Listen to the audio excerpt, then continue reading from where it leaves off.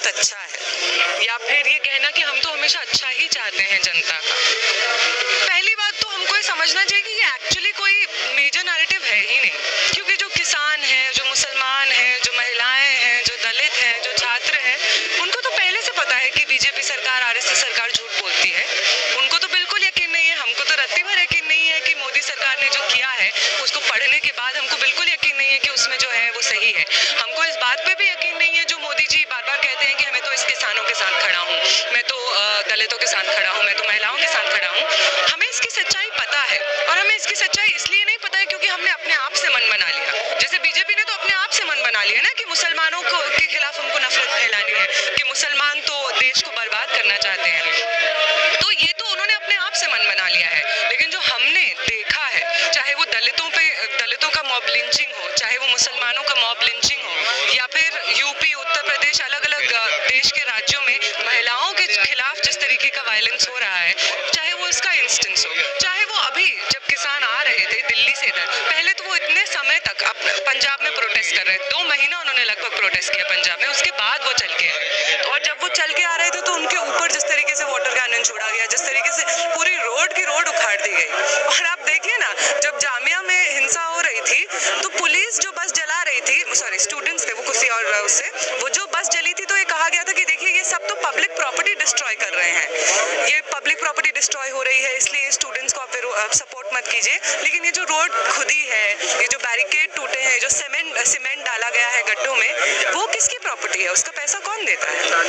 आप और मैं ही तो उसका पैसा न देते हैं, हमारे टैक्स से ही तो वो सब रोडें बनती हैं। तो ये क्या public defamation of public property नहीं है? तो हम ये सब देखते आ रहे हैं, हम दोगलापन भी देखते आ रहे हैं। जिस तरीके से बीजेपी कुछ कहती कुछ और है, करती कुछ और है, हम उसके पीछे की मंशा समझते हैं। जब सीए का प्रोटेस्ट चल रहा था तब भी मोदी जी कह रहे थे कि ये तो मुसलमानों को भ्रमित किया जा रहा है, कांग्रेस भ्रमित कर रही है, वामपंथी पार्टियां भ्रमित कर रही हैं। तो ये भी वही हो रहा है कि भ्रमित किया जा रहा है। मोदी सरकार का ये मानना है कि उन्हीं को सब कुछ पता है, और जो लोग अपोज कर रहे हैं उनको कुछ नहीं पता। उनको लगता है कि अगर वो ऐसा बोलेंगे कि वामपंथी पार्टी भ्रमित कर रही है या स्टूडेंट ऑर्गेनाइजेशंस भ्रमित कर रही है तो लोग उससे टूट जाएंगे। पर ऐसा सच नहीं है, क्योंकि जो किसान बैठे हैं या जो सीए के प्रोटेस्ट में लोग बैठे थे, उनको भी पता था कि जब भी मजदूरों के हक की बात आई है, किसानों के हक की बात आई है, तो वामपंथी पार्टियां खड़ी रही हैं। सबसे ज्यादा स्टूडेंट्स ही पिटते हैं जब भी कोई प्रोटेस्ट मूवमेंट होता है। तो उनको पता है कि स्टूडेंट्स हमारे साथ हैं, वामपंथी पार्टी हमारे साथ है।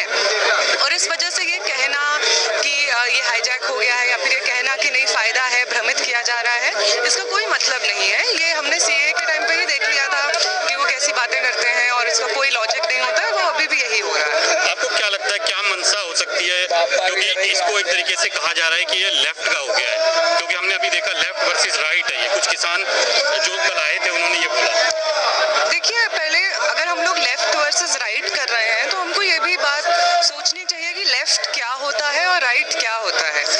लेफ्ट वो होता है जो जहाँ पे कभी भी सोसाइटी में जहाँ पे भी किसी भी तबके पे अगर दमन हो रहा है, किसी का भी हक छीना जा रहा है, किसी की भी रोटी पे लात मारी जा रही है, उसके लिए जो आवाज उठाते हैं वो लेफ्ट होता है। हमेशा से ही ऐसा हुआ है कि जिस तरीके की धारणाएं हुई हैं, जिस तरीके के सोसाइटी में चलन रहा है, जिसकी वजह से हमेशा ही एक कास्ट कह लीजिए, एक धर्म कह लीजिए, एक तरह का लोग, एक तरह का समाज का जो तबका है वो हमेशा से ऊपर रहा है और हमेशा से दमन करता रहा है समाज के दूसरे तबके के ऊपर। तो इसके खिलाफ जब भी आवाज उठाई है, जो भी आवाज उठी है, उसको लेफ्ट कहते हैं। राइट वो होता है जो हमेशा रेशियल सुपीरियरिटी के लिए लड़ा है।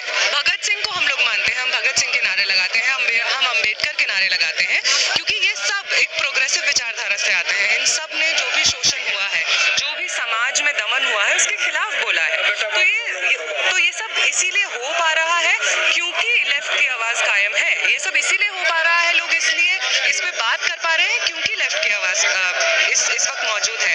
और मोदी जो है, या जो भी तमाम भाजपा के नेता हैं, आरएसएस के नेता हैं, बजरंग दल के नेता हैं, वो लोग भी इस तरीके से इतना विचलित इसी वजह से हो रहे हैं, जबरदस्ती इसको खालिस्तानी कहने की कोशिश कर रहे हैं, माओवादिस्ट कहने की कोशिश कर रहे हैं। वो इसीलिए कहने की कोशिश कर रहे हैं क्योंकि वो डरते हैं।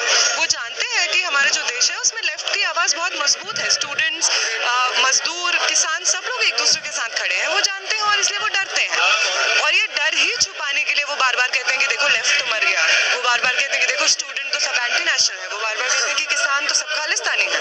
वो उनका डर है, और ये डर जब तक है, ये डर प्रूफ है कि स्टूडेंट्स, किसान, मजदूर, महिलाएं, जितने भी समाज में दबे कुचले तबके हैं, वो सब आवाज उठा रहे हैं, और यही लेफ्ट है। और इसमें क्षत्रियों को ज्यादा बच्चे पैदा करने चाहिए। लव जिहाद का जो पूरा आइडिया है वो भी तो यही ना है। वो कह रहे हैं कि मुसलमान हिंदू लड़कियों को फंसाएंगे और बहुत सारे बच्चे पैदा करेंगे, और जो हिंदू पॉपुलेशन है वो कम रह जाएगी और मुस्लिम पॉपुलेशन उसको ओवरटेक कर जाएगी। तो ये जो पूरा तरीका है ये देखने का कि महिलाओं का काम तो सिर्फ यही है कि वो बच्चा पैदा करें, ताकि एक रिलीजियस जो सुपीरियोरिटी है वो मेंटेन हो सके, या फिर जो एक जाति की सुपीरियोरिटी है वो मेंटेन हो सके। तो ये सब तो बीजेपी आरएसएस हमेशा से करते रहे हैं। वो जिन लोगों को मानते हैं, जिन लोगों का नारा लगाते हैं, वो सब लोग भी यही बातें करते हैं। वो हमेशा महिलाओं को दबाने की बात करते हैं और महिलाओं का इस्तेमाल करते हैं। जिन महिलाओं को वो कहते हैं कि हम इनकी रक्षा करेंगे, या हम तो इनको बचा के रखेंगे, हम मुसलमानों से बचाएंगे, हम इंटर कास्ट मैरिजेस होने से बताएंगे, जो शूद्र है उनके साथ प्रेम नहीं होने देंगे, महिलाओं को घर में रखेंगे, उनको फोन इस्तेमाल नहीं करने देंगे। ये सब इसीलिए तो ना हो रहा है ताकि अपनी कास्ट का हेजेमनी मेंटेन कर सकें, ताकि ये रिलीजियस हिंदुओं का एक हिंदू राष्ट्र कायम कर सकें। तो ये चाहे वो प्रज्ञा ठाकुर हो, चाहे वो योगी आदित्यनाथ हो, चाहे वो मोहन भागवत हो, ये हर समय पे आप अभी भी बोलते आए हैं, और आप आगे भी देख लीजिएगा वो इसी तरीके की बात करेंगे, जिससे साफ जाहिर होता है कि पूरी आरएसएस के लिए, पूरे बीजेपी के लिए महिलाएं सिर्फ बच्चा पैदा करने की मशीन बन गए हैं, और वो महिलाओं का लगातार इस्तेमाल करेंगे। ये बात बहुत नोट करने लायक है कि वो जिस तरीके से महिलाओं की बात करते हैं कि महिलाएं खतरे में है, हम अपनी महिलाओं को बचाएंगे, ये बिल्कुल सही कह रहे हैं। वो एक तरीके से अपमान करना है। ये हिंदू महिलाओं का भी अपमान कर रहे हैं, ना सिर्फ मुसलमानों का अपना अपमान करते हैं, ये हिंदू महिलाओं का भी अपमान करते हैं। हिंदू महिलाओं के शरीर का इस्तेमाल होता है, उनकी आज़ादी का, उनके अधिकारों को कुचला जाता है, इसलिए ताकि धर्म सुपीरियोरिटी मेंटेन की जा सके, कास्ट की सुपीरियोरिटी मेंटेन की जा सके। और ये बीजेपी आरएसएस की बहुत पुरानी पॉलिटिक्स है, इसमें कुछ नया नहीं। तो इसका मैडम हल क्या है आपके हिसाब से? देखिए, हल तो आपके सामने है। इतने सारे किसान आए हुए हैं, मैं बताऊंगा और पूरी तैयारी के साथ आए हैं, यही हल है। सीए का जो प्रोटेस्ट था, सही कह रहे हैं, जो सीए का प्रोटेस्ट था वही इसका हल है। ये समझना कि ये जो खालिस्तानी बोल रहे हैं, या ये जो कह रहे हैं कि ये तो सिर्फ लेफ्ट का हो गया है, तो ये जो अलग अलग कैटेगरीज हैं, अलग अलग श्रेणियां हैं, इसमें बांटना राइट का काम है। इसमें बांटना, अलग अलग धर्मों में लोगों को बांटना, ये काम आरएसएस बीजेपी का है।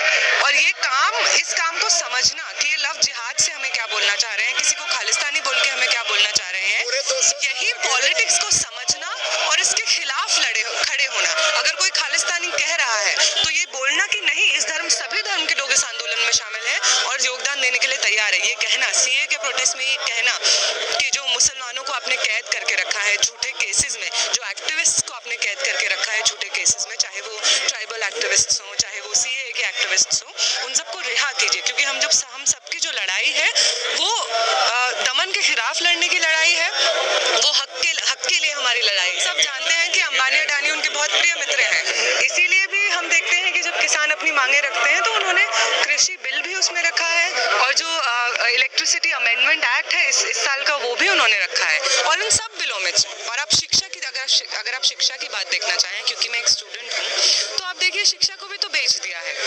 सीट्स बढ़ाने के बजाय सीट्स कम की जा रही हैं। मैं जिस यूनिवर्सिटी से आती हूँ, अम्बेडकर यूनिवर्सिटी, वहाँ पे तो आप बहुत हैरान होंगे ये बात देख के कि हमारी ना सिर्फ सीट्स पूरी तरीके से भर नहीं रही हैं, बल्कि हमारी रिजर्वेशन पॉलिसी चेंज की जा रही है। आरक्षण की जो नीति अभी तक चली आ रही है उसको बदला जा रहा है।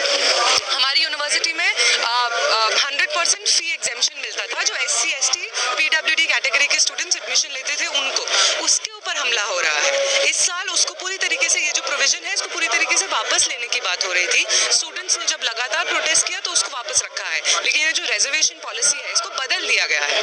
हमारी यूनिवर्सिटी में ये कहा जा रहा है कि जो रिजर्वेशन पॉलिसी, जिनको अगर आप दिल्ली के अंडर, अगर आप SC और ST कैटेगरी में रिजर्वेशन चाहते हैं, चाहे भले ही आपने दिल्ली यूनिवर्सिटी से अपना ग्रेजुएशन किया हो, तो आपको जो SC और ST का सर्टिफिकेट है वो दिल्ली से हासिल करना पड़ेगा। आप बताइए, जो असम में एक शेड्यूल ट्राइब से स्टूडेंट बिलोंग करते हैं, वो